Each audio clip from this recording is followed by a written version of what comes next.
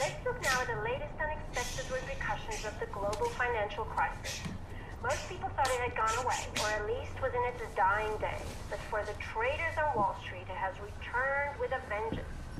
Mass class actions are now being initiated by those investors who lost their fortunes in the crash. The latest judgments in the courts have expanded the definition of fraud and have allowed these investors to make huge claims against the most well-known banks, as well as many of the most successful individual stockbrokers. The traders are running scared, just when they thought it was time to spend those billions of dollars.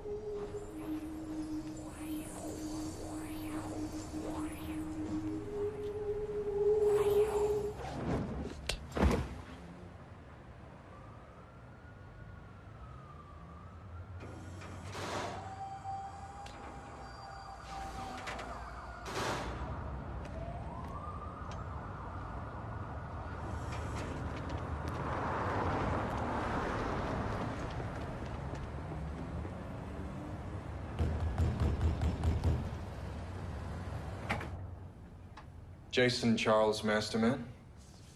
Who wants to know? We're here under the authority of the state of New York to resume all property belonging to Jason Charles Masterman. And what's this? You're out, pal. You no longer live here. This apartment and its contents now belong to the State Debtors and Liquidators Agency. You got 15 minutes. Please collect your things. You may take what you can carry. So it's come to this. Sure has. You now have 14 minutes before we have to forcibly evict you. That'd be interesting to see.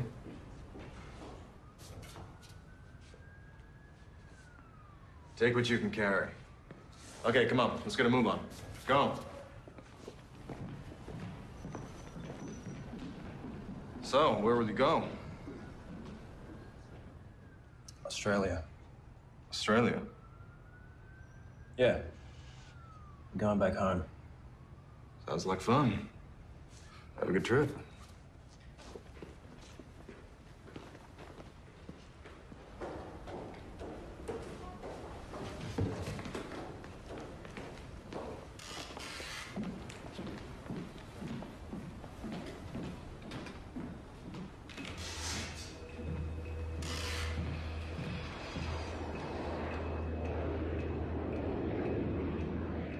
Back home again. Only a little money left. But at least they didn't get it all. Such a strange thing to be doing so well and then all of a sudden, it's all gone.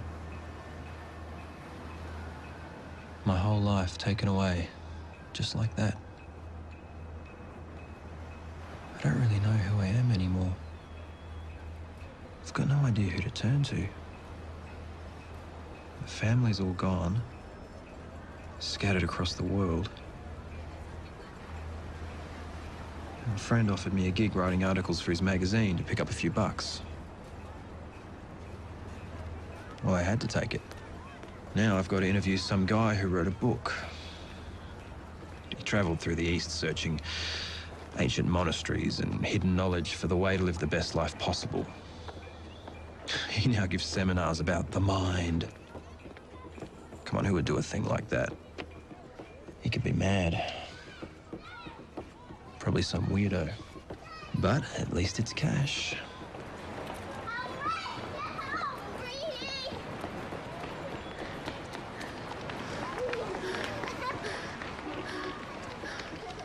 Hey, you okay?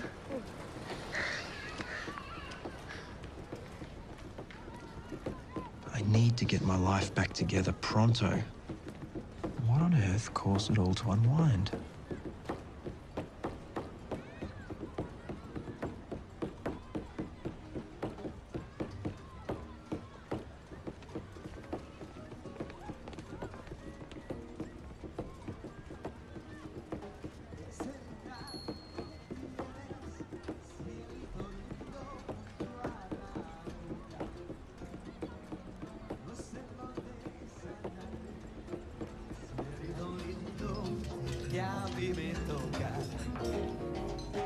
Good evening, sir. Welcome. Good evening.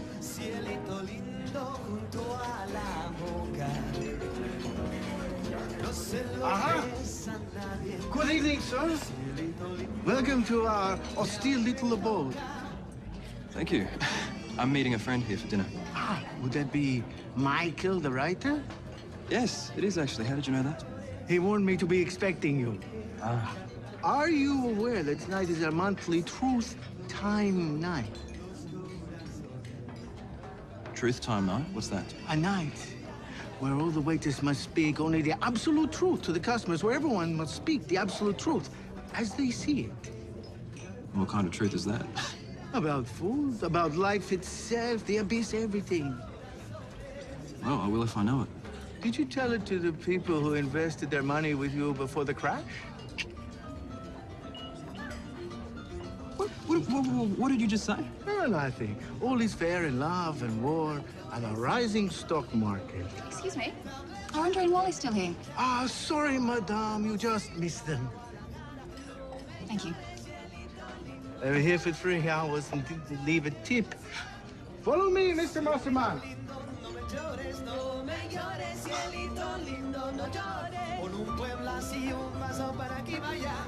Esa salsa me tiene ya. No me llores, cielito lindo, no llores. Ese lunar que tienes, cielito lindo, junto a tu boca.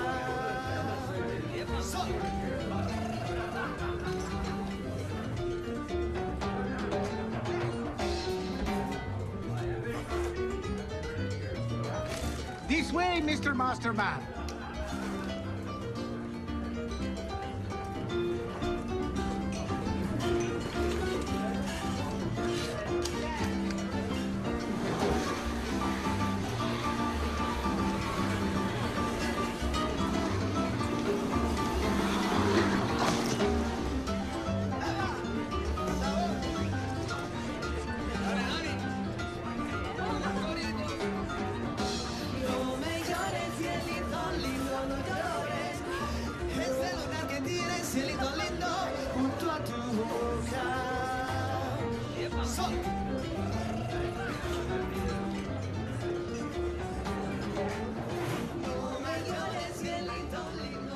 Mr. Masterman, voila. Sorry. My fault.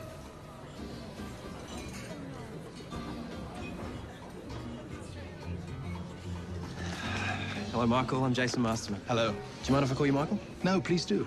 Have a seat. Thank you. Well, I gotta say, this is quite an unusual place, isn't it? It is. The owner's quite a character. They say he was a magician in Tibet. Oh, really? Food's always good anyway. Yeah, that's the most important thing, isn't it? Look, thanks for taking the time out to be interviewed by a magazine. Pleasure. Look, apologies in advance. I don't have a huge amount of time, so if we can sort of get straight into it. Yeah, sure. Let's go. Oh, great. Awesome. Thank you. Okay. So, a bit new to this. Actually been overseas for a few years. Okay. I might just start with asking some general questions first, since I'm not exactly 100% sure of what it is that you do, to be honest. So could you give us a brief rundown to put our readers in the picture? Yes, sure. I've been writing and presenting seminars for the last 20 years on self-development. Do you know much about the subject? Self-development? No, not really. Well, it really means how you can live your life as you please, you know, successful living. We show people how they become the person that they are and how they create all the various experiences of their life from their mind. And we also show them the higher powers of the mind that anyone can use to help them do this. Higher powers? Well, what do you mean? Well, the mind is full of abilities and powers we do not consciously use. Most people have no idea they're even there. So we show people how to use them to create the experiences they want. What do you mean, create the experiences they want? Well, everything in life that you choose to do. We show people how to create the life they want, make any changes, as well as how to improve their relationships, find a career they like, sort out their financial affairs, become more creative, build their self-esteem, and perhaps most importantly, how to give their children the best life possible. Okay, wait up a second. That's quite a list. I mean, where do people even begin? Well, they do this by clearing out the old programs in their mind that limit them, and then we teach them how they can impress the mind with new instructions so they can have a better life. Well, sounds like you've got the whole picture covered. Hopefully. Well, it's kind of cool.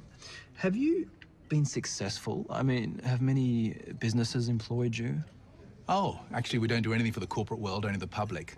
It's worked very well. We've had over 220,000 people come to our seminars. I've written a best-selling book, and I've made some educational videos about the personality and relationships, so it's been a very interesting ride. 220,000, that's quite a lot of people. So, sorry, what organisation are you part of? Oh, none. We're not part of any organisation. It's just my wife and I, and, you know, we put on a seminar when we feel like it and hire casual staff, so we're not involved with anybody else. It's entirely a family enterprise. Our interest, actually, is in expanding our level of consciousness. Sorry, what does that mean, expanding your level of consciousness? Well, you're probably aware of this. Most people live in a trance, and they're never really fully conscious, you know? We're all in a sort of semi-sleep state, on autopilot, if you like. You know, the kind of thing you read a paper or a magazine, and when you get to the end of the page, you find that your mind has wandered and you can't remember anything you've read, so you have to read it again. Yeah, it's almost like you just blank out and become a zombie. Okay, well, look, giving seminars of this size is, well, it's a pretty unusual career choice. I'm sure our readers would like to know if there are any reasons that got you involved in the first place. Yes, well, actually, there was one particular event that was so incredible that it completely transformed my life. Really? That sounds interesting. Oh, it was. I was staying in Melbourne some years ago and studying with a man from India, and he taught an ancient system which allows any person to reach their fullest potential as a human being. Sorry, what does that mean, fullest potential? Well, to wake up from the sleep, from the trance, and become fully alive. He taught methods to free up the nervous system, throw off all the restrictions that come as part and parcel of Western civilization, as well as how to access the higher powers of the mind. It was really interesting. Yeah, well, sounds it. So, okay, look, listen, I'm just going to make some notes here. Sorry, I was going to bring my voice recorder, but it's not working, unfortunately. Okay, so this amazing experience you had that changed your life, please tell me about it. Okay. Well, one evening, I was walking back from the main hall where all the studies took place to the dormitory house that I was staying in, because they couldn't fit us all in the main building, so we had to, you know, farm out around various houses in the area. And as I walked along, I started to feel the most amazing experience. I started to feel very, very happy. You know, I mean, really happy. Like I'd never felt that happy before, and there was no reason for it. I was just walking along. So I kept walking, feeling, oh, well, this feels very, very nice. And then I started to feel stronger, you know, really strong. I was happy and strong. I felt like a lion walking along. And this went on for a while, and it was just great as well, you know. So I kept in this state doing this. And then I started to feel that I was growing taller. It became so strong as well that I felt I'd grown twice my normal size. And it was such a powerful experience and so real, you know, that I felt this growth was taking place that I looked up to the awning because I felt I was going to hit my head on it. But of course, I was still the same physical size as I'd always been. So I stopped on a corner, the crossroads just near the dormitory house, and I stopped on the corner there. And then what happened was the most extraordinary, amazing experience I've ever had in my life. As I stood still, there was a sort of explosion of energy within me around the heart area. And I felt this energy going through my whole body, down my arms, legs, head, you know, back and front and so on. And as this energy started to sort of pulsate through me, accompanying it was the most extraordinary bliss and ecstasy and joy and rapture and euphoria. You can't describe it. It was just, oh, I felt so great. And then the energy started to literally expand through every pore of my skin, all the way through. And it started to go out like a sort of inflating sphere, you know, with me at the center. And then the most amazing thing of all, as that energy sphere sort of expanded out, my sense of I, in the same way as I experienced my hands and feet and body and head and everything as me, this sort of direct experience of me-ness, this, you know, aliveness and existence and awareness that I am, that also started to expand along with the energy. And the whole thing went out for a distance of about 200 or 300 meters all around me.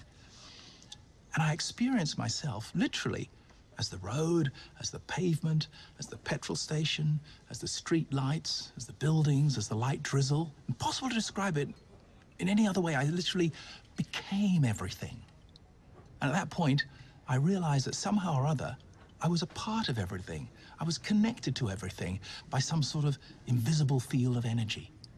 So, you know, I was aware of no longer just being my body, but being of something that existed independently of the body, and yet at the same time, it sort of infused the body with life. It was as if someone had taken, you know, veils from my eyes and senses, and I could see everything in a way I'd never seen it before. Everything became alive, colors were sharper, it all looked more beautiful, and suddenly within me, I felt, my God, this is it. I've got it. And I stood there for 20 minutes, you know, enjoying the extraordinariness of what was happening. It was utterly blissful.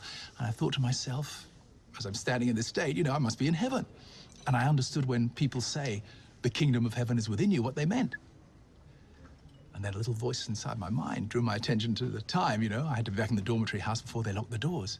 So I turned and I walked along the street, still in this amazing state. And I got back in time and then tucked into bed. And then when I woke up the next morning, it was gone. I was back in my normal state of sort of containment in the physical body with my consciousness restricted within my skin. But I had this experience many times during my studies with this man, as did tens of thousands of other people. I'm not some unusual being. You can read about these experiences in all the scriptures of every spiritual path that ever existed. I believe that it is in fact the natural state of human beings who are free of all negative emotion and who learn to hold their attention in a particular way. It's one of the powers of the mind that we can all access.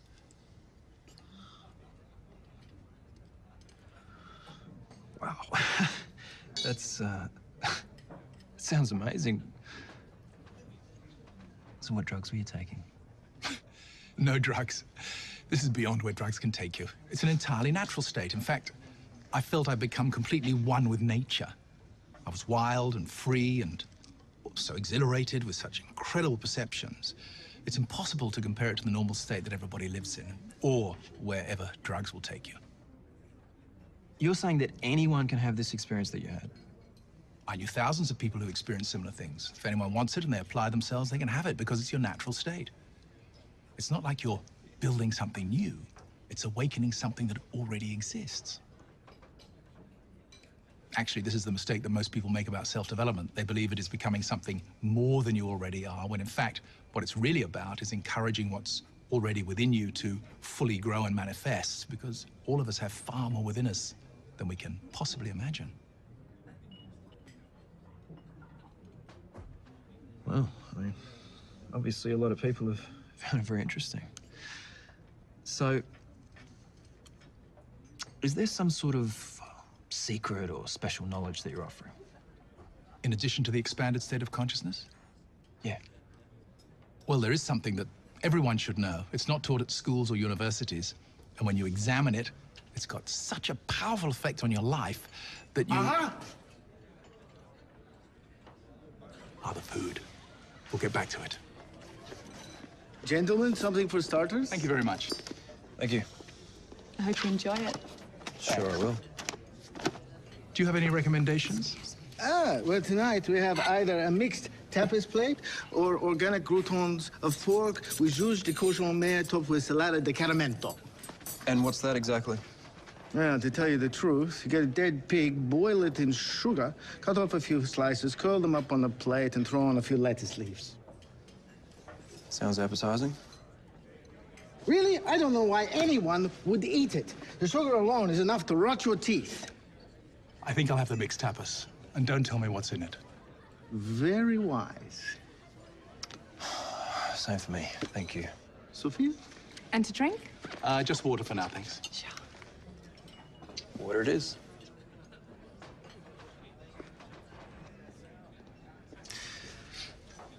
Okay, so tell me, what did you discover?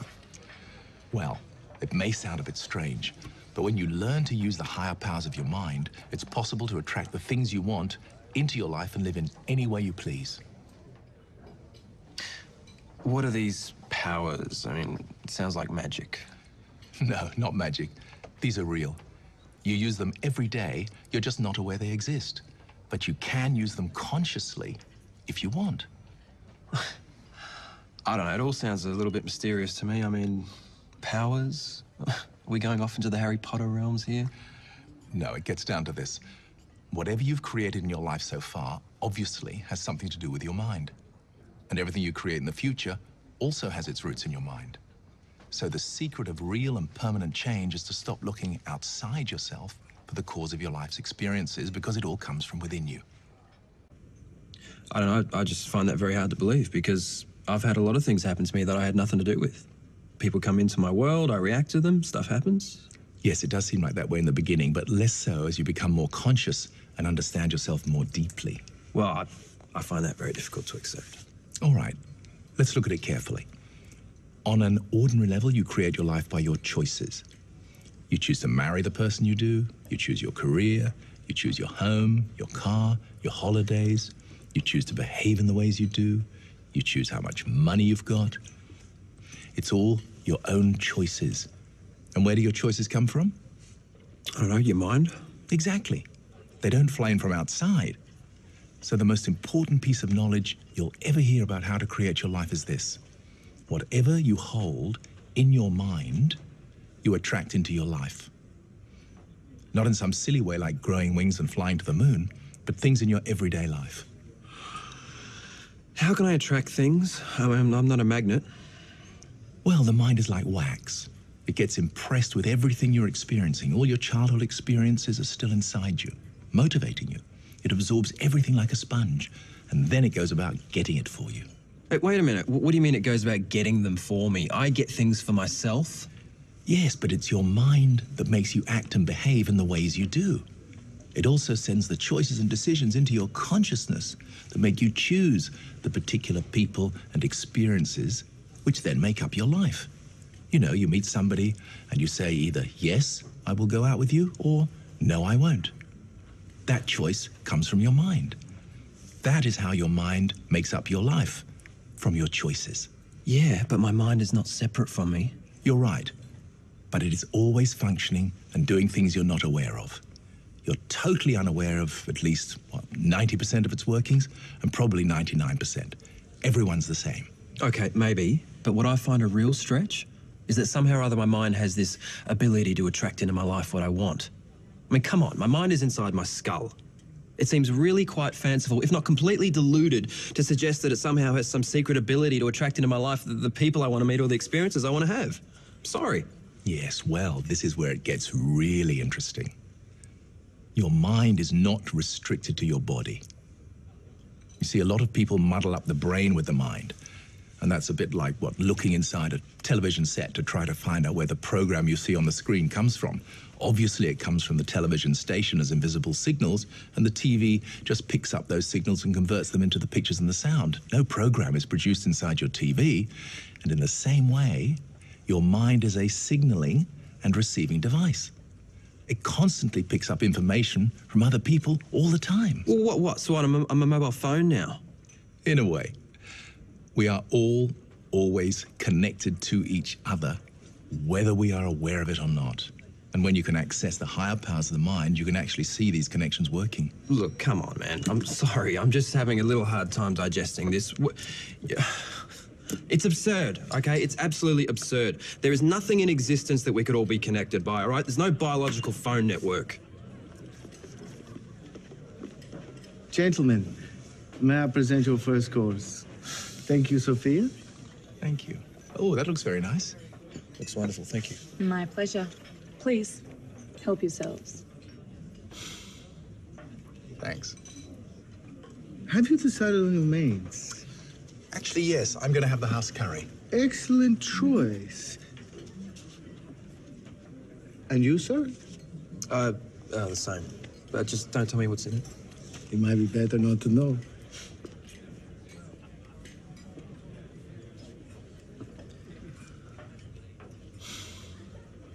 I really want to clear this up. Okay, you were saying we're all connected. Yes. Have you ever had the experience of thinking of someone and they phone you a few minutes later? Actually, yes, it happens all the time. I'm pretty well known for it in New York. I just have a knack for knowing who's going to call before they call, even people I haven't heard from in years. So what allows that to happen? I don't know, just luck, I guess. Did you know that the scientific researchers who've looked into this knowing who is on the phone before you pick it up say that 90% of people have had that same experience on a reasonably regular basis, and that was after they eliminated the times when people were actually expecting a call from a particular person. 90%. It's quite a lot. It's pretty amazing, isn't it? Now, you can't have 90% of the population having an experience on a reasonably regular basis and then dismiss it just as luck or coincidence. That's a pathetic analysis. Particularly, as you said, those people who you haven't heard from for years, so they're not at the top of your mind. So something must be in play to allow this to happen. You know, there is something, I don't know if it's got anything to do with what you're talking about, but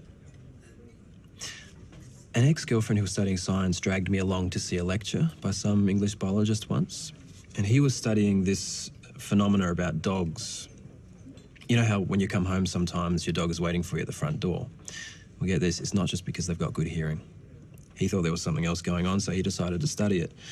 So what he did was he set up two cameras. One camera was at the person's house in the lounge room where the dog was, which was unmanned, and the other camera was at the owner's place of work. What they did was they had both cameras running at the same time with time codes burnt into them.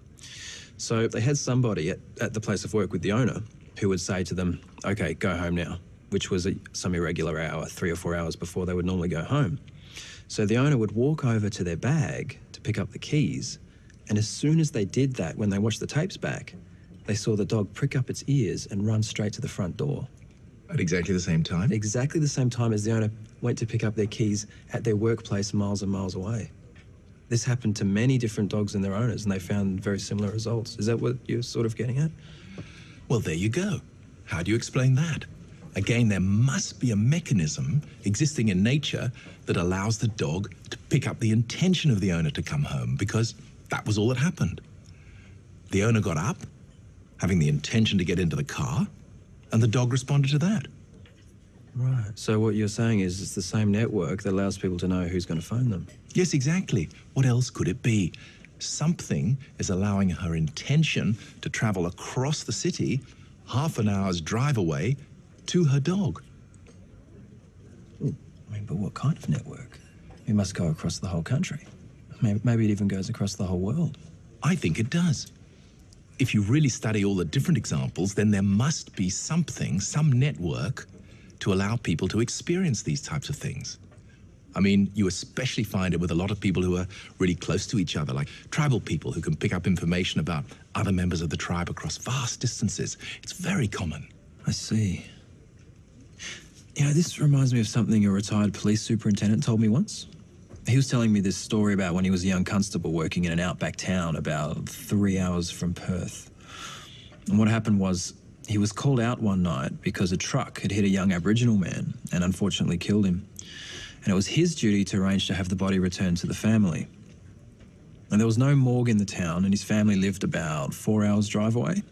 So he had a choice to drive to Perth, where there were facilities, or to take the body immediately back to the family. And it was still night and it was cool, so he thought he'd take it across the desert to the family where they could perform their last rites. And this was in the days before mobile phones, and there was no other way to contact them. So he set off in his four-wheel drive with the body in the back, and he drove the 4 hours. Now, when he got there just before dawn, he was greeted by one of the elders.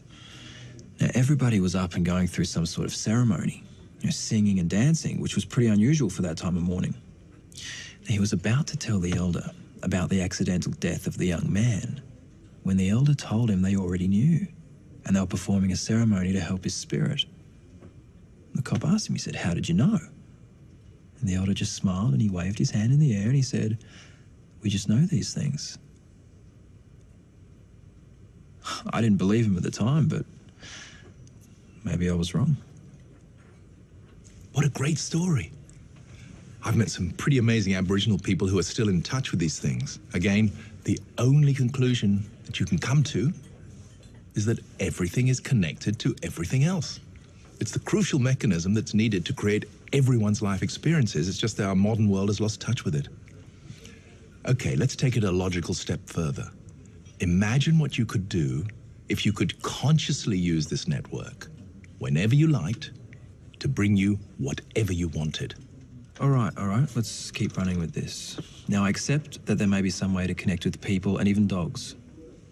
But are you saying that there is some way I can literally, deliberately call people up in their minds and somehow speak to them? No, I'm not talking about that. I'm talking about using this network to attract into your life the people, the events, and the circumstances that you would like to live out.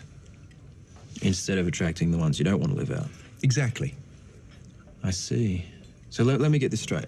You're saying that we're all already using this network to create the experiences that we have?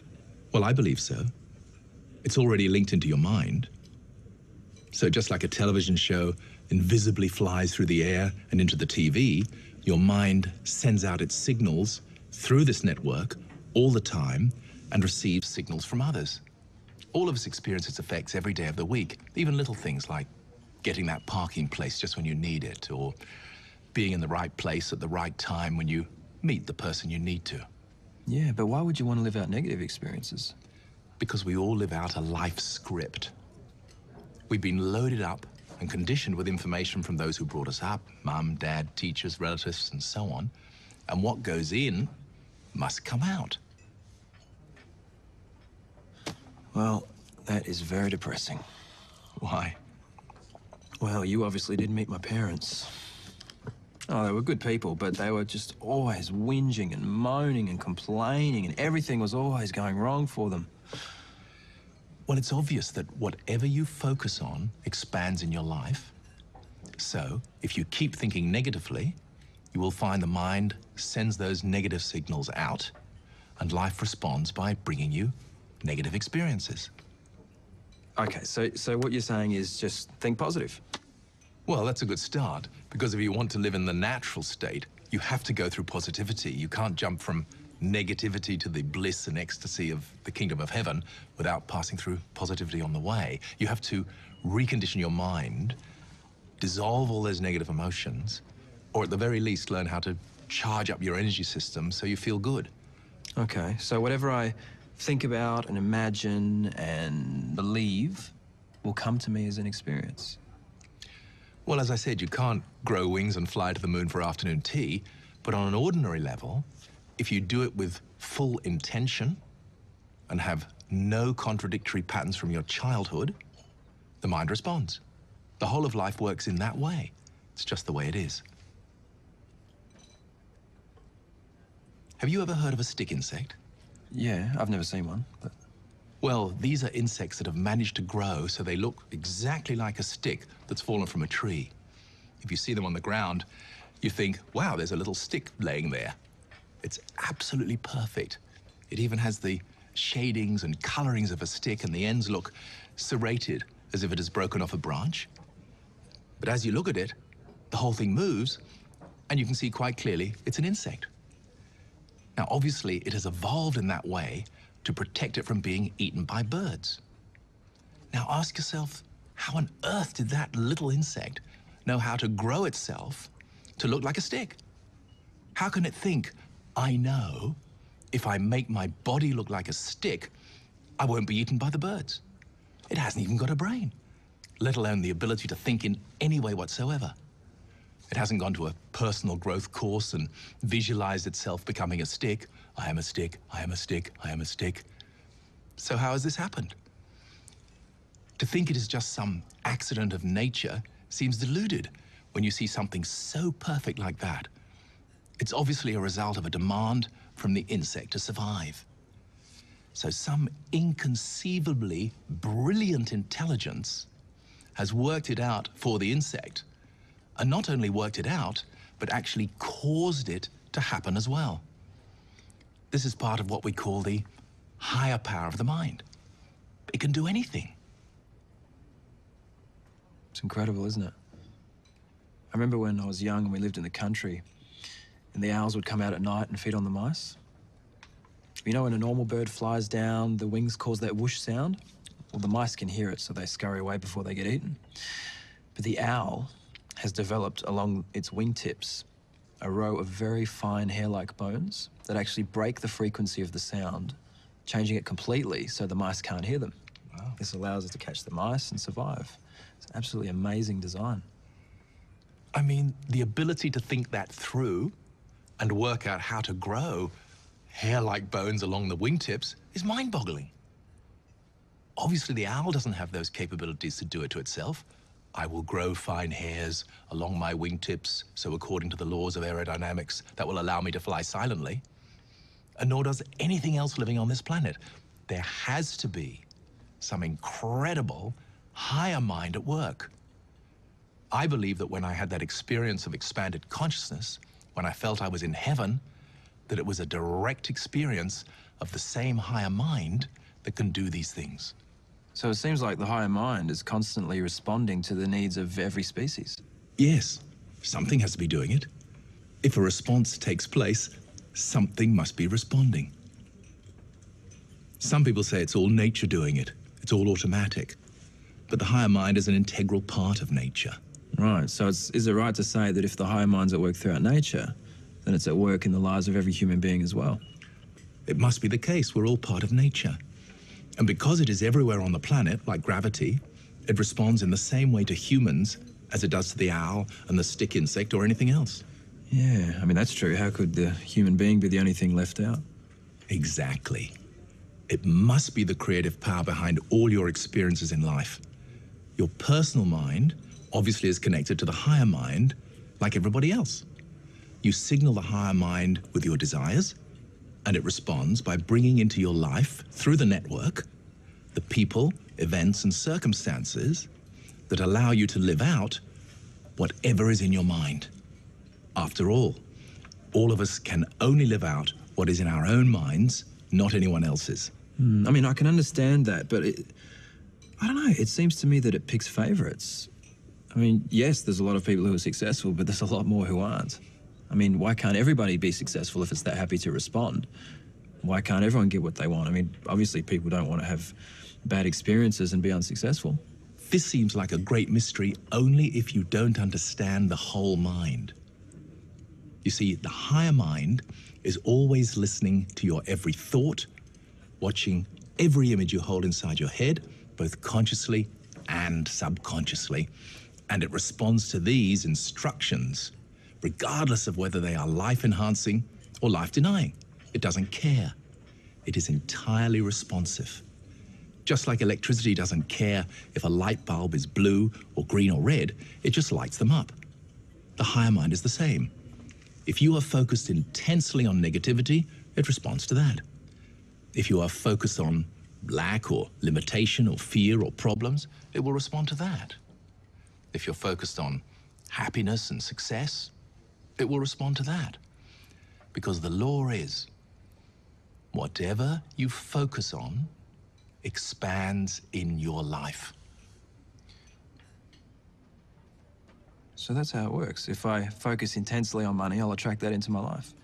Yes, but you obviously have to take the necessary practical actions as well as free yourself from any past limiting conditioning about money. Right, and how do I know what my past conditioning is? Bobby! Bobby! Someone help! He's choking! He's choking! Someone help! What is it? What is it? He's choking!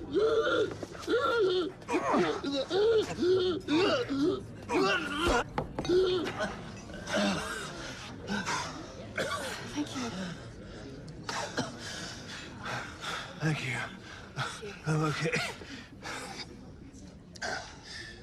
Thank you. Thank you. Okay.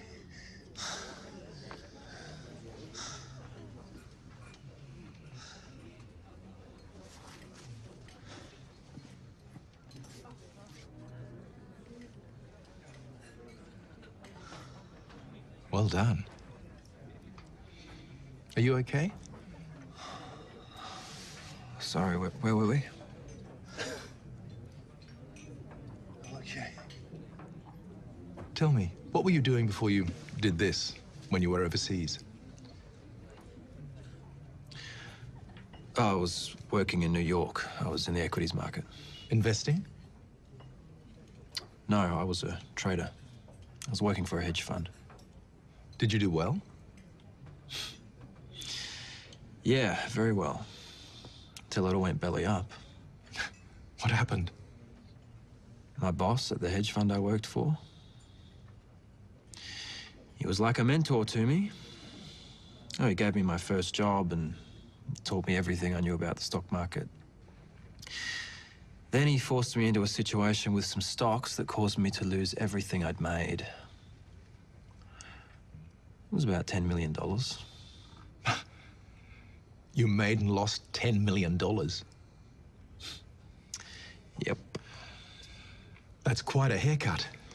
It certainly was. And I found out each and every cent ended up back in his pocket. Really? He totally set me up. I remember sitting in my office and he walked past without even looking at me or saying a word. He just left me sitting in it. All my clients lost their money too. It was an absolute disaster. I was completely helpless. There was nothing I could do. Yeah, it's very hard when someone you trust totally shafts you like that. I lost all my confidence and completely lost my sense of self. Yeah, I understand. But why did such a thing happen to you? What was the reason? Reason? He was a two-faced thief. Have you ever had anything like that happen before? Not necessarily about money, but anything where someone cheated you unexpectedly? No. Not that I can remember. Excuse me. Oh, thank you.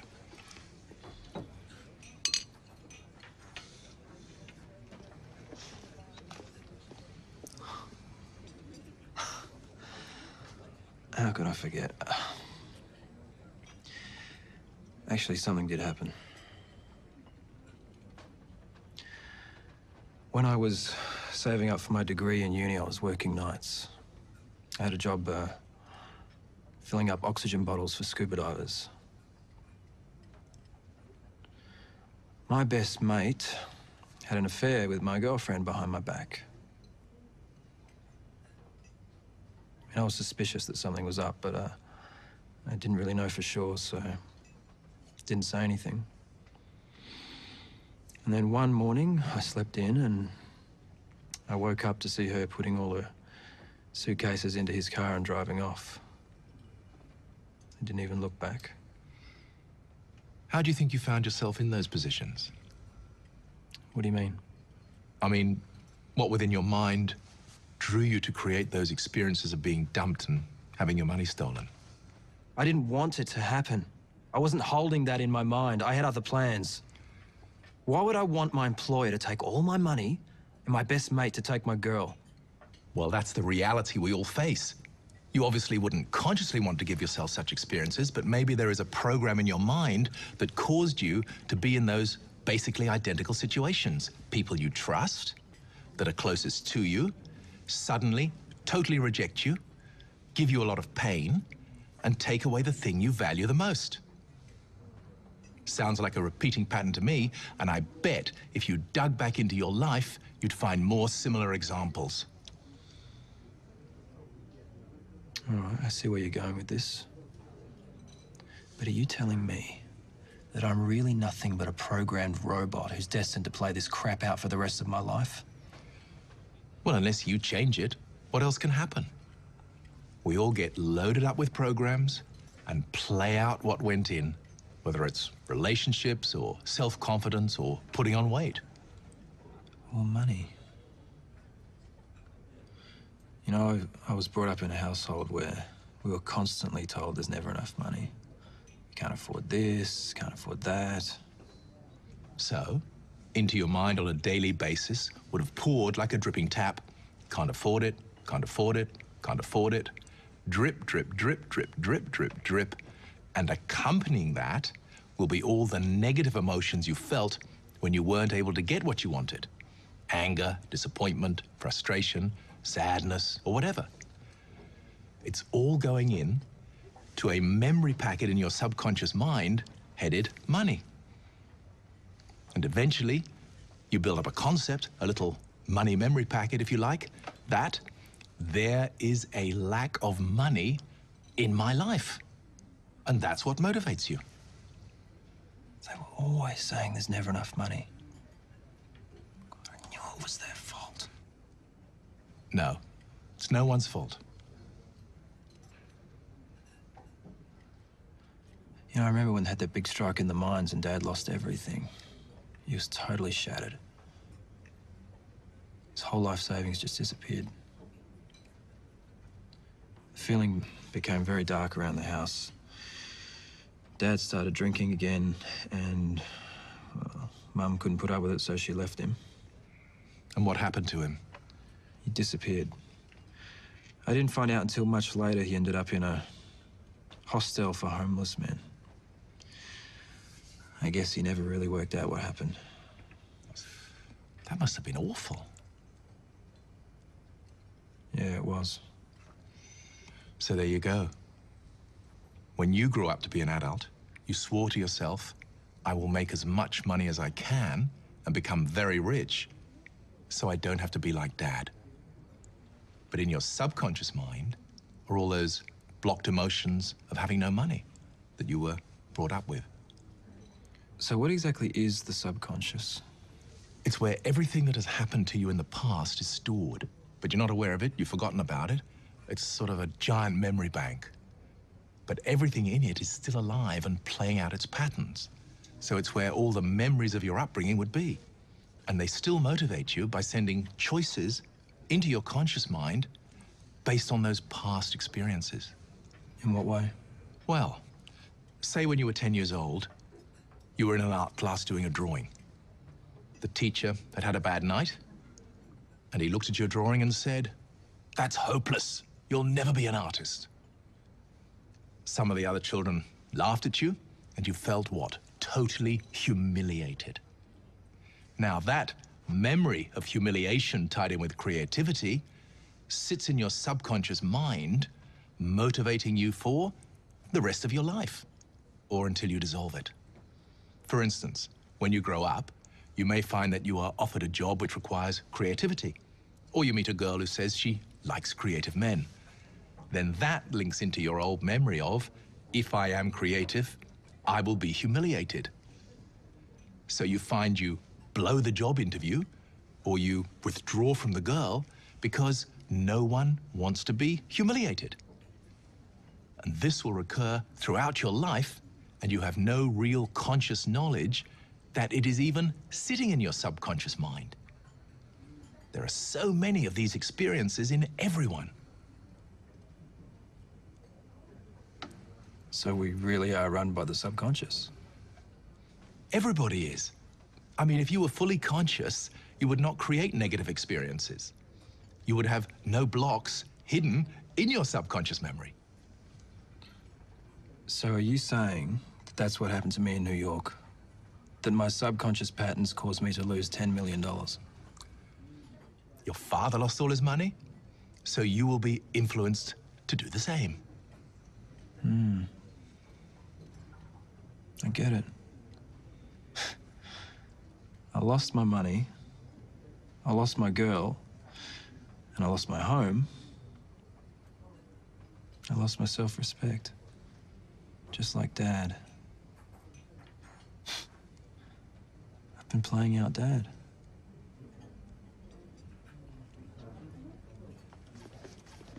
Gentlemen, your curry.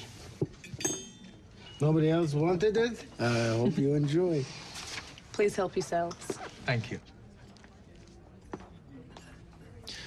I'm getting a feeling that there's a whole nother level to this. Okay, there are two aspects. The first is this higher part of the mind itself, which is actually the part that does all these things we've discussed.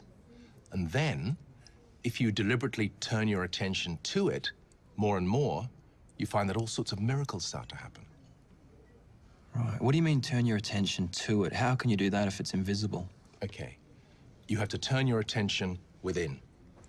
Just like when you go to sleep, you lose awareness of the outside world, you learn to turn your attention within without falling asleep. Then you can contact the part of the mind where genius comes from and also tap into the higher powers. Remember, the kingdom of heaven is within you. You have to turn your attention towards it. Okay. Have you ever heard of savants, people who are restricted in one part of the mind but geniuses in another? Yes, actually. We used to know a boy who was a savant when I was growing up. Really? What was he like? Well, he was... In a lot of ways, he was like a toddler, but he did have some pretty amazing abilities. I mean, he taught himself how to play the piano perfectly just by ear. He could hear a really complex piece of music like a Beethoven piano sonata once and then play it back perfectly.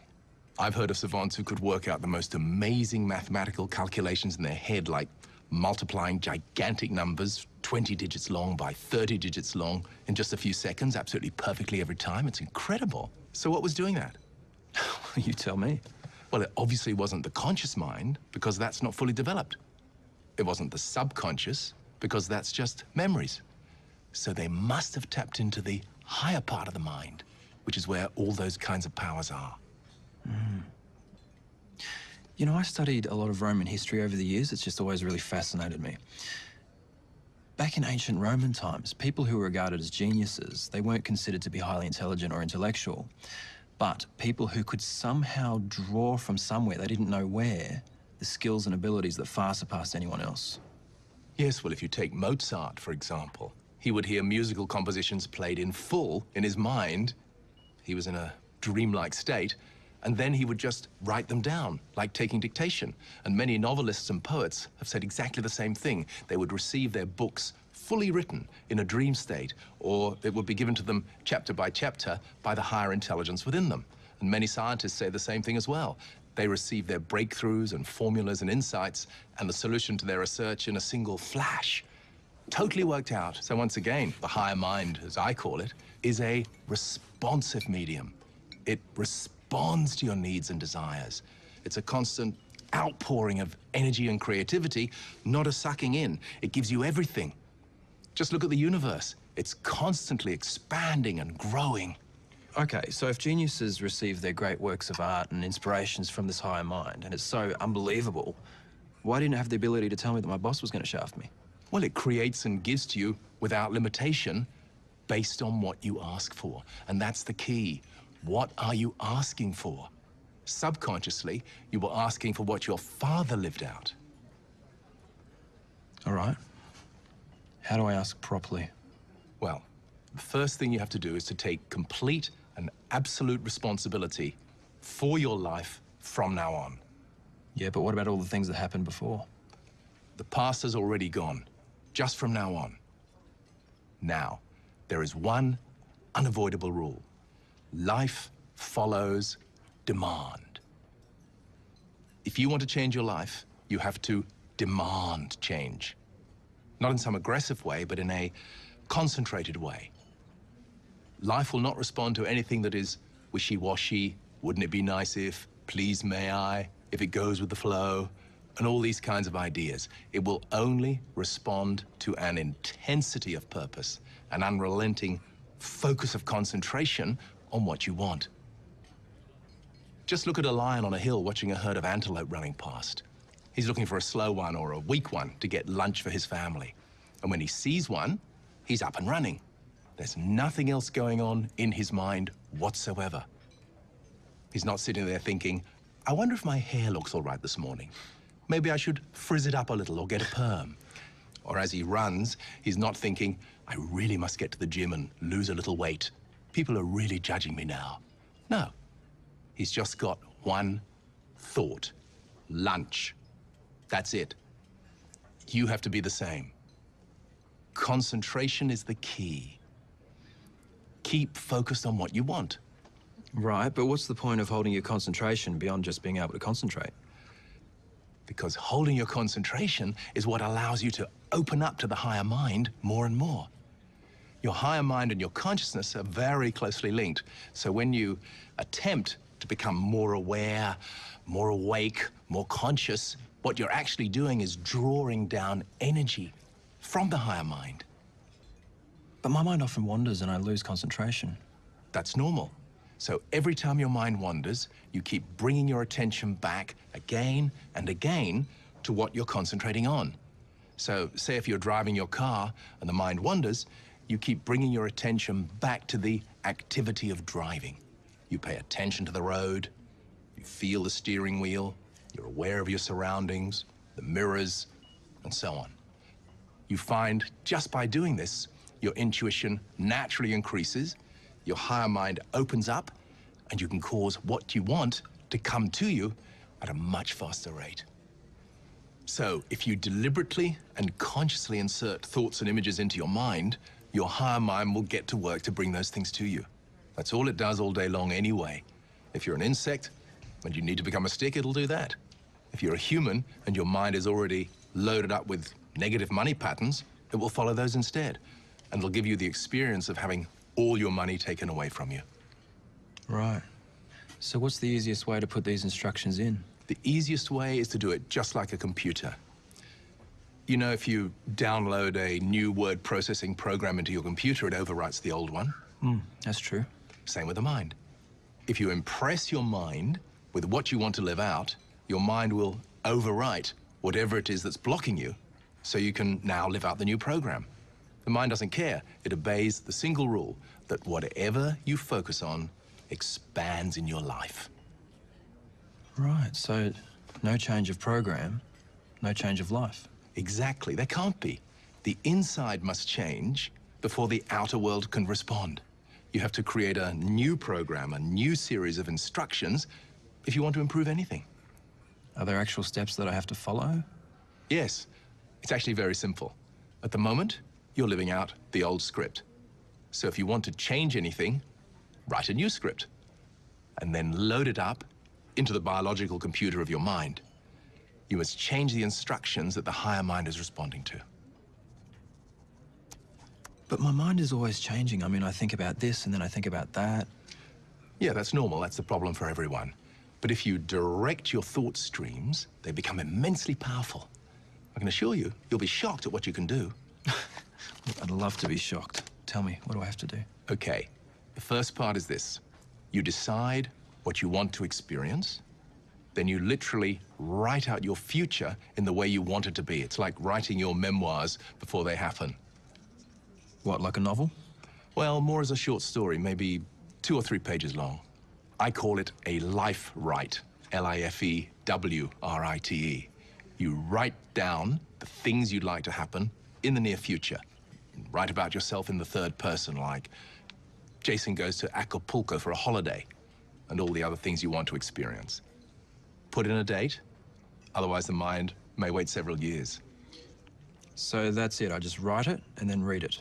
That's a great way to start. But it's the repetition that's the key. You have to impress the wax of your mind with what you want. Then your mind will get on with the job of doing it. Like a dog with a bone, it holds on to it.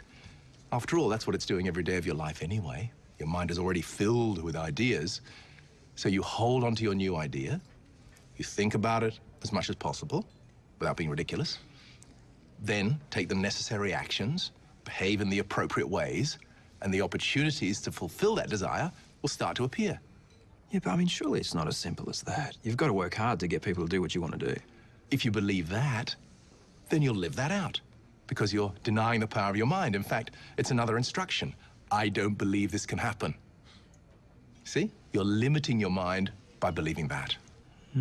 Okay. I'm with you. Good. The very important difference is that you are using your mind like a computer. You know, with a computer, you can type in what you want, and then the computer does its job of creating the words and the pictures on the screen. It's the same with your mind.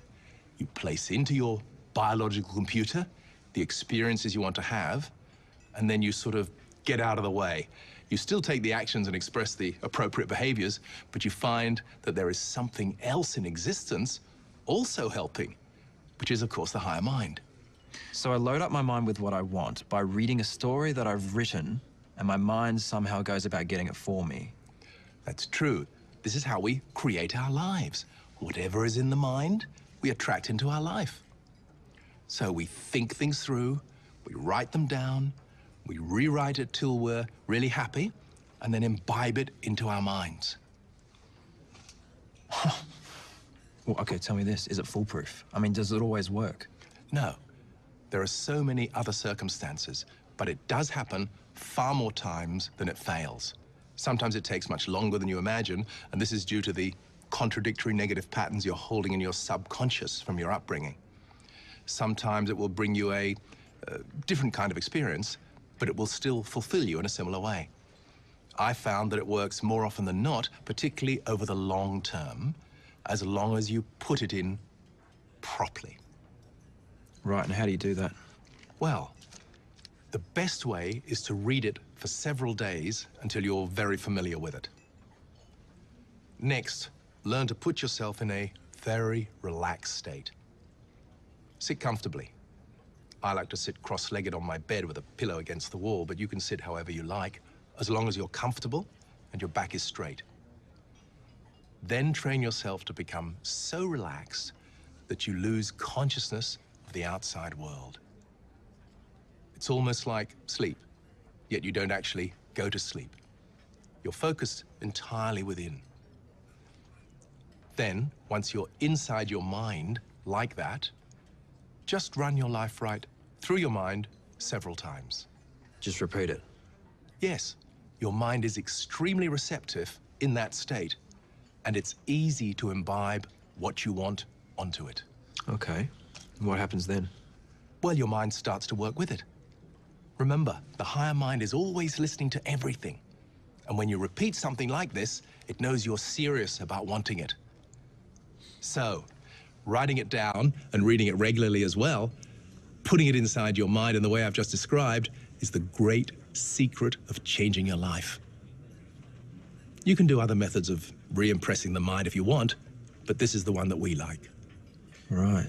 So in doing all that, what you're also doing is overriding the old programs that went in when you were a kid. Yes, that's right. If you don't overwrite your original programs, then your mind will just respond to them, and you'll live out for the rest of your life what went into you in your childhood. It's not very complicated. In fact, the biggest block for people to using this is that they don't believe it. So they remain addicted to struggle. So are you just saying that you write down what you want, close your eyes, relax, think about it, and then just sit by the front door and wait for the check to arrive? Not really. Perhaps things like that can happen. I've heard many amazing stories, but it is far better to take the actions and behaviors that lead you in the direction you want to go. When we got married, my wife wrote out a 20-year plan. I've been sweating ever since to make it happen. Really? Did it work? Well, yes, funnily enough, it did. All those things we wrote out, we've now lived out. We've had to write another one. Yeah, I know I said it before. It really does sound like magic. Not magical, but miraculous. As Einstein said, you can live as if nothing is a miracle, or you can live as if everything is a miracle. I mean, if you were to design a universe for humans to have the best lives, wouldn't you do it that way? Just allow someone to put in an instruction and then have the whole of life support them and bring it to them? Why would you want to make it a struggle? Okay, no, I'm with you, but if this is what happens, why do so many people find it so hard to get what they want? Well, either the old negative patterns in their mind are still playing out, or they're not instructing their mind to go for what they want. I'd really like to find out about this higher mind, because I've got dozens of things I'd like to achieve. Do you think I can do it? I'm sure you can. Actually, there is another word of the higher mind, which is the superconscious. The superconscious. So you've got the conscious mind, the subconscious mind, and the superconscious mind. Exactly. They're all names for different aspects of the mind. I forgot I'm writing an article here. Can you give me some other examples or a story, maybe? Sure, it does get even more extraordinary. I'll give you another quality of the higher mind. If you train yourself to create your life in this way by re-impressing the mind with what you want, you find that the higher mind, or superconscious, will start to act in ways that show it is actually a fully conscious intelligence interested in helping you in your own life. What, you mean it can think about you as an individual? Exactly. It seems to have an interest in helping you personally. Let me tell you how I met my wife. this was another totally unexpected event. 25 years ago, I was a single man. I had never been married, actually, nor had any intention of getting married. One day I heard about a 5-day workshop for actors, directors, and writers being run by 2 New York theatre directors in Sydney. I thought of going and phoned up, but as it was starting the next day, it was already full. But a few days later, on the Sunday morning, the last day of the course, a friend who was attending it rang me to let me know how it was going. During our conversation, I asked him who was at the workshop. But when he said the name of a particular woman who I'd never met, I suddenly felt a surge of a kind of electricity going through me. It shot from the base of my spine, through the body and into my head. It was extremely powerful and totally unexpected, and it sent such a tingle of pleasure through me that I couldn't ignore it. I thought to myself, what on earth was that? The only slight connection with this woman, whose name he mentioned, was that her sister had been an extra on a TV series I had directed some months previously. But I knew absolutely nothing about this woman and had never met her. So, because of the force of this experience, I immediately jumped into my car and drove to North Sydney, where the course was being held in a large hotel. I waited in the foyer, and in she came, having been given a lift by another friend of mine to the hotel. He introduced us, and I said to him, "Would you excuse us for a moment? I would like to speak to this young lady." He was a bit shocked. I think he was trying to get onto her himself. But being a gentleman, he agreed politely. So she and I then went to the chairs in the foyer area, and we talked for about 15 minutes. We cannot remember what we said to each other, but a quarter of a century later, we're still together and very happily married. If that charge of energy had not occurred, or had not been so strong, I wouldn't have driven across the city on a Sunday morning to see who she was. So I would never have met her, never married her, and never had the children that we have. And what would have happened to you? I don't know. A different life. The question then is, what was it within me that sent the charge of energy through my body, and why? What intelligence was operating to be able to control my energy system? And more importantly, how was it able to understand consciously that this woman would make an ideal wife for me, and know, just by the mention of her name, that we were totally suited? Oh, far out. This is why this higher mind is called the superconscious. It's not just some ordinary old consciousness. I mean, that's amazing. It's as if it's able to somehow know about you, to know about her, and to somehow be inside you to send the energy through your nervous system. I mean, this is mind-boggling. It is. Can I ramp it up for you to yet another level? Oh, does it get any better? Oh, yes. It does get mind-boggling. The higher intelligence, or the higher mind, is often represented as a white dove in many scriptural stories and religious literature all over the world. It's used as a symbol of grace, as well as peace, a spiritual life, higher states of consciousness. As such, it's an important symbol for my wife and I personally, as that's where our interests are. We're really interested in finding out everything we can about the kingdom of heaven within, or the enlightened state, and the dove is sometimes a symbol of guidance for that as well. Now, in the early days of presenting our self-development seminars, my wife and I were finding that they weren't delivering the financial rewards we were used to in our previous occupations. I'd been in the film and television industry, and she had been an international model, and we'd both been doing well. Then we started the seminars, as self-development was our real interest in life. But because of our lack of knowledge of the basics of marketing, we couldn't generate the income we wanted. Just before we started the seminars, my wife had starred in a commercial that had paid her a fee of $20,000 for a few days' work. And this was 25 years ago. She was going to be the face of a new international brand of cosmetics.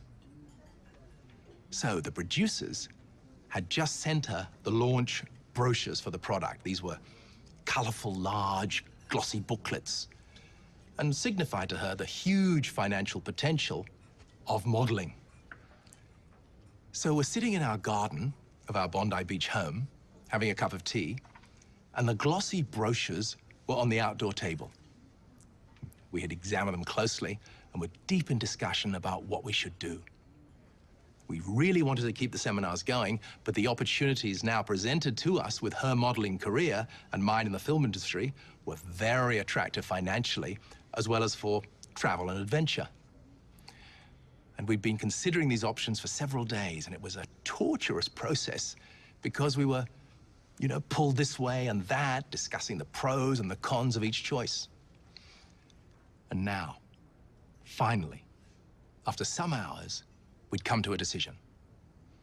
We would take advantage of the European opportunities and go to Switzerland, live there. I would write films, and she would once again do modeling, and we build some financial security. But we'd have to give up our work with the self-development seminars. It was a very difficult decision to make because the seminars signified understanding more about the superconscious, as well as helping other people to have better lives, whereas the European trip was purely for ourselves. But there, in front of us, lying on the table, was the glossy brochure representing all the rewards and opportunities that decision would bring. The brochure was the pivotal point of our decision to take the trip to Europe. We stopped speaking for a moment to drink our tea, considering the ramifications of finally having made the decision to go.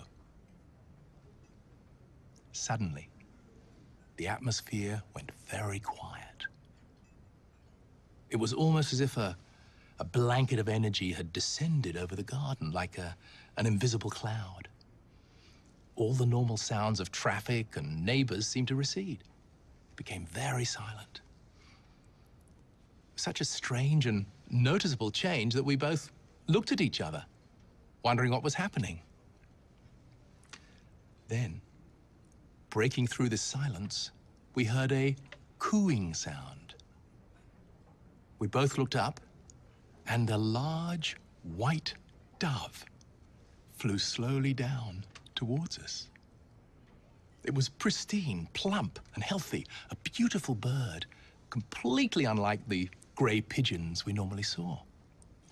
Now, this is near Bondi Beach, a busy suburb where you can see pigeons and seagulls in their multitudes, but rarely, if ever, a pure white dove. So that alone was a surprise.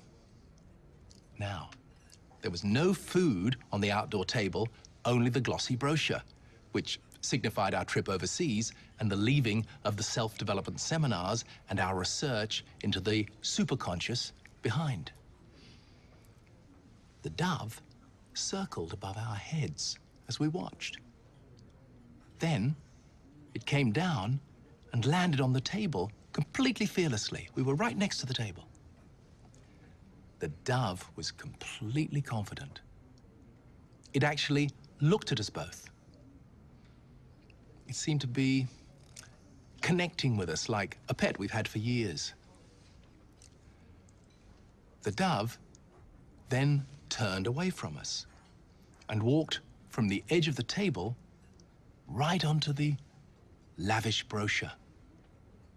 Then, its rear facing us, it did a large poo right onto the brochure. It turned around, looked at us again as if to say, "Have you understood?" and then flew away. Talk about a clear message. The brochure was covered with you-know-what. It was clear to us both what it meant. We looked at each other in amazement and then, of course, burst into laughter. our lifelong symbol of spirituality, of the superconscious, of a life lived in real consciousness and love, had arrived in our garden in a physical form and made it very clear of its thoughts about us going overseas and leaving self-development behind. At least, that's how we looked at it. Well, that is a very clear message. I mean, how extraordinary is that? Yes. We cancelled the trip overseas, and we continued with our seminars. What else could we do? It was an experience beyond coincidence.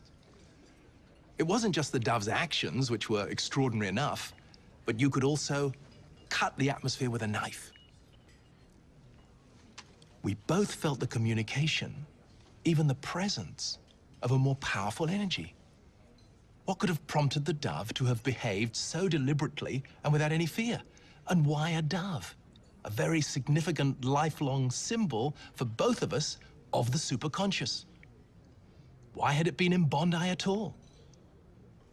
And why did it look at us first and then excrete onto the brochure and then look at us again? We never saw another dove in all the years we lived there. But how could that happen? You're saying that somehow the superconscious can cause a bird to understand the decision you've already made and then work out a way to let you know what a better decision would be for your life. Yes, well, that's what happened. Not only that, shortly after this event, and our deciding to stay with the seminars, the company promoting the new cosmetics that my wife was starring in collapsed. The dove rescued us from that experience as well. It was a very powerful symbol for us. Wow, so what? You're saying that it knows the future as well? Well, it seems so. That's absolutely incredible. We decided that tuning in with the superconscious is a skill more useful and more rewarding than anything else you will ever learn. And we have had many, many more such experiences as anyone can if they align themselves with the superconscious. So now what you're saying is that the superconscious isn't just a network to connect through, but is actually an intelligent force that consciously knows what it's doing and can use anything in life to do whatever it wants. So what on earth is it? Well, I'm not sure it's just on Earth. Really? Now this is getting interesting. All right, so the real game is how can you integrate your own consciousness with the superconscious so you can directly experience what it's like to be in such a state. And what do you mean, state? Well, just like when I explained about the expansion of consciousness in Melbourne when I was filled with ecstasy and bliss, it's how you feel, as well as the taking off of the veils that hide reality from you. That's what's called a peak state. And it awakens all sorts of creative abilities, as well as bringing you into a riveting awareness of the present. Yes. Can I tell you something that happened to me? Sure. It was my first time snow skiing in the mountains. Now, I was there with a big group of friends. I'd done a little sort of practice run a couple of days before. But we were skiing down this slope, and there was a huge group of us all trying to overtake everybody else. And I was sort of at the back of the group. And I saw a couple of trees up ahead. And I thought to myself, okay, if I can get around those trees, maybe I can overtake everyone and get pole position. So I veered to the right, went straight around the trees, and just as I came around was the steepest drop you could imagine. I mean, it must have been well beyond 45 degrees, and I went straight over it. Wow. Fear just gripped every part of my body. And I was absolutely certain I was just gonna smash into a tree and break my neck. Then all of a sudden, I heard this crack inside my head. All the fear completely disappeared. I felt totally confident. I felt completely balanced. I knew exactly what to do. And I felt safe. And I sped like a bullet all the way down to the bottom, like a professional Olympic skier. Came down at the bottom, swerved out of it. It was absolutely perfect. Everyone ran up to me and said, "How did you do that? That was amazing." And I said, "Oh, it's just a little downhill ski." And that state soon faded. But I said to myself, never forget what just happened. It was the most incredible feeling I've ever had in my life, and I'd do anything to get it back. Well, you've just described a peak state and what it's like to enter into the superconscious. Imagine if you could get into this state all the time. Well, there'd be nothing better than that. Can you imagine what a life it would be? Is it even possible? Of course. It's the natural state. And the way to do it is by extending the duration of your concentration. I don't understand. You need to pick a discipline and master it. What kind of discipline? Oh, it can be anything at all. Playing a musical instrument, temple dances, writing books, archery, chanting from texts, painting. There's a whole range of things. But the whole point is to hold your unbroken concentration on something for extended periods of time and not let the ordinary chatterboxing of the surface mind interfere with what you're doing. Now, if you do that, it draws you into the superconscious state. You sort of lock into it. Something inside lets go, and you find you have this incredible centeredness, and at the same time, far more energy awakens with you, and you're really present, really here, just like when you were skiing. Well, I would like that very much indeed. Okay, another way is to make sure all your actions are fully conscious actions. Whether it's brushing your teeth or making a meal, driving the car, doing your job, playing with the kids, or whatever. You train yourself to be as conscious and aware as you can. You really extrovert your attention onto what you're doing, while at the same time, you sense the whole body. You see, normally, we're stuck in our heads, listening to our thoughts. So if I'm preparing a meal, don't focus on what I'm thinking, but focus on cutting the vegetables, washing the saucepans, or whatever it is I'm doing. Yes, exactly. So really push your attention into your feelings and your senses rather than your thoughts. So if you're cutting carrots, say, really feel the knife in your hand, really see the carrots as you slice through them, watching the knife, hearing the sounds of the knife hitting the chopping board, smell the fragrance of the carrot juice. In other words, be with it fully. Do it with every fiber of your being. Because it's so easy to fall into a trance, to be on automatic, so you have to change that habit. Yeah, I mean, that can be really hard. I mean, I know how easy it is for my mind to wander.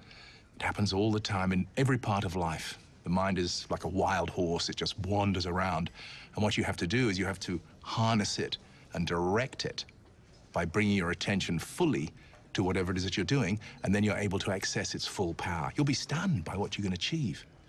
The quickest way to the superconscious is by training your attention to become one-pointed.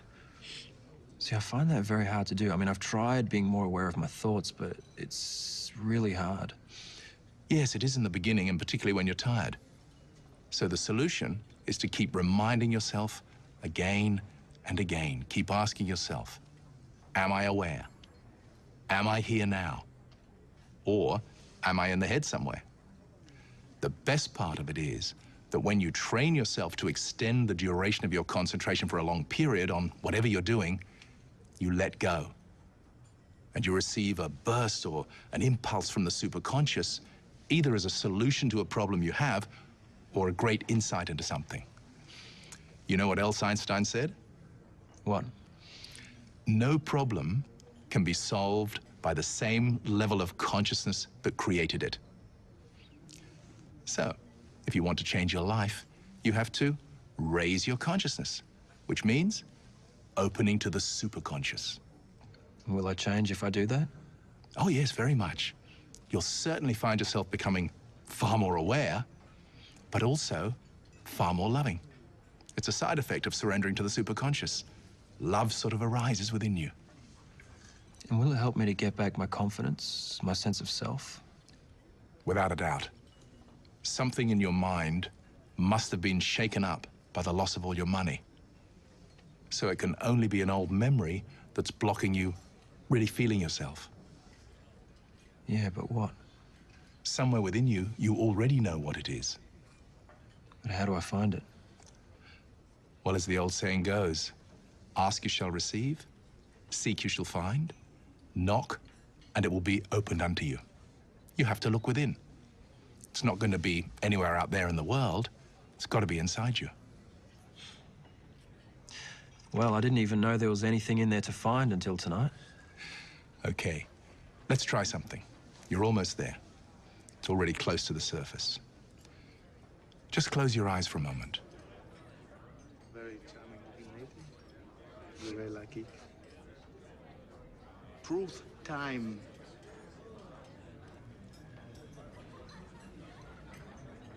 Okay.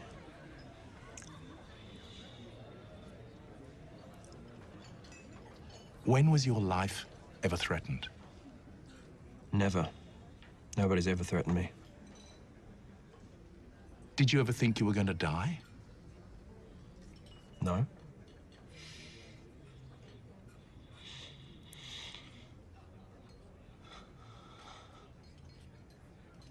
Think very deeply.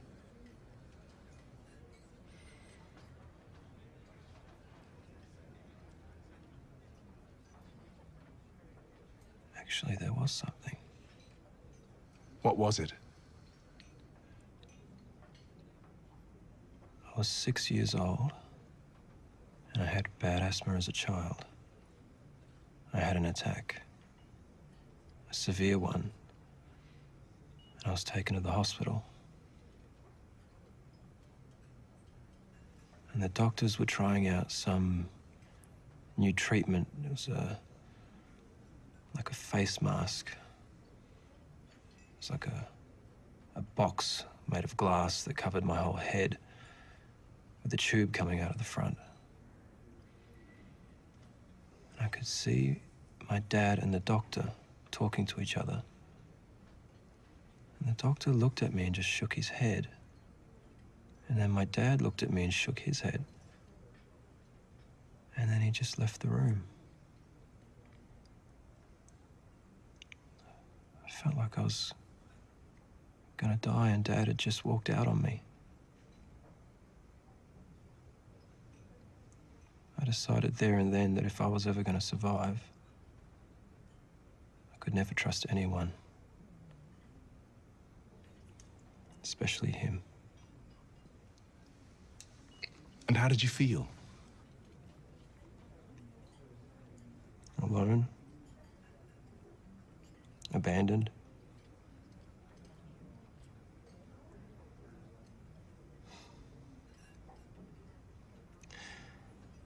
Shafted.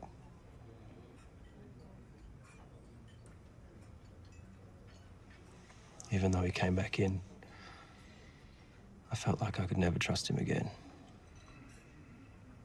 So you obviously recovered. Yeah. Yeah, I never had another attack like that. In the light of everything we've discussed, can you see how that has driven your life?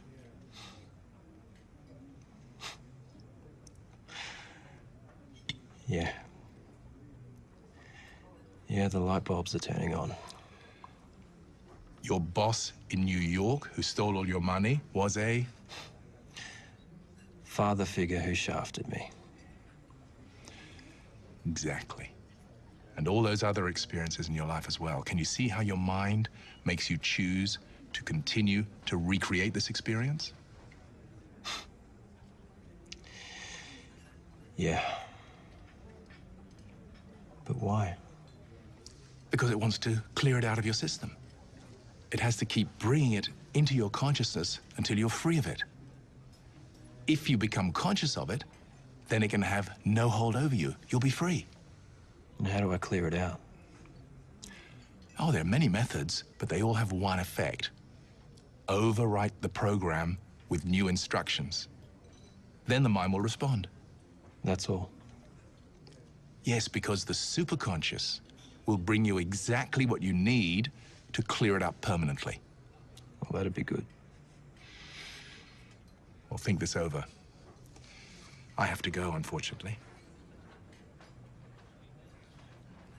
Michael, thank you. My pleasure. Bamba la bamba, bamba la bamba, bamba la bamba, bamba la bamba. Para bailar la bamba, para bailar la bamba se necesita una poca de gracia. Will you remember enough for your article? I didn't see you taking many notes. I don't think I'll ever forget. So what will you do now? Well, I'm going to make all my money back. But I think this story is going to have a very different ending now. I'm going to spend time exploring the superconscious. That's wonderful. So the great secret of merging with the superconscious is to do as it does, which means give without expecting anything in return and uplift everyone you meet, while at the same time become more and more conscious yourself. It's simple, really. Oh, you do make it sound simple. Look, the mind will give you anything you want if you know how to ask. And what that means is that you have to wake up from the dream.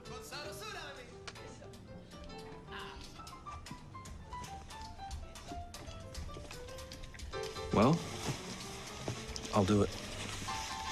I'll give it everything I've got. Great. Let me pay. No, it's already paid for. I have an account here. When the millions return, you can take me for another dinner. It's a deal. Oh, by the way, I have a little present for you. A little souvenir of our dinner.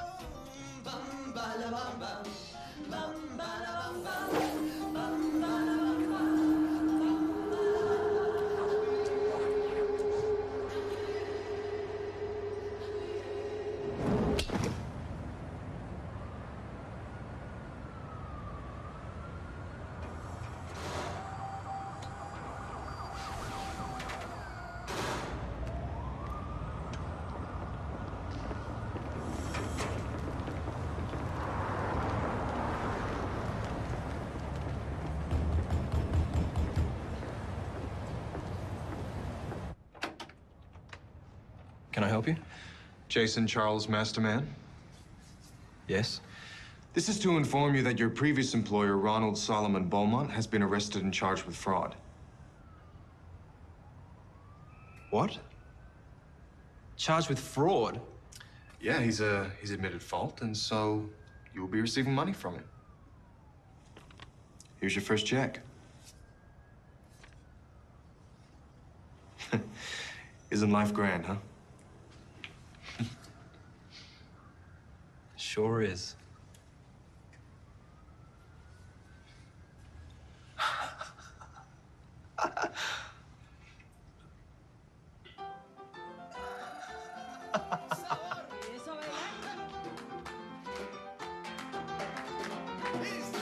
Bamba la bamba, bamba la bamba, bamba la bamba, bamba la bamba. Para bailar la bamba, para bailar la bamba se necesita una poca de gracia y una poca de gracia y otra cosita. Ahí arriba y arriba, ahí arriba y arriba, por ti seré, por ti seré, por ti seré. Bamba la bamba, bamba la bamba, bamba la bamba. Y en mi casa me dicen el inocente porque tengo muchachas de 15 a 20, ahí arriba y arriba, ahí arriba y arriba, por ti seré, por ti seré, por ti seré. Bamba la bamba, bamba la bamba, bamba la bamba, y ese piano, bamba la bamba.